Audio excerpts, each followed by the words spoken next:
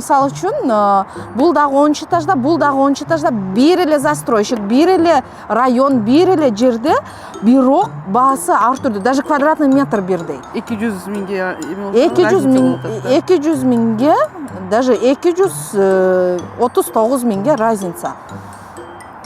Өзүм эле барып алып алам дегендер үчүн, вот им же сложно буну түшүнүш, да, эмне үчүн разница.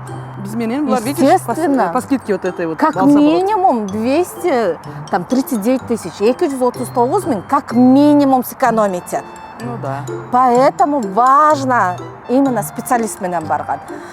Минимум 239 миң. Андан кийин там квадрат метри туура келбей калышы мүмкүн, возврат акча кылышы мүмкүн, туура кабыл алыш керек и так далее. Расположение квартиры. Расположение квартиры, этажность. Окна смотрят, тоже Да, нужно. очень важно.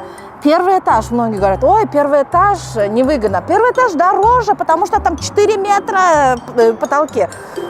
Двухъярусный кылып, там сдавать это еще чуть. То есть много моментов, которые нужно объяснить, донести, ценности донести.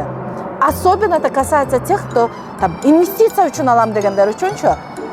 Не знаю, я, наверное, для себя возьму хорошего специалиста.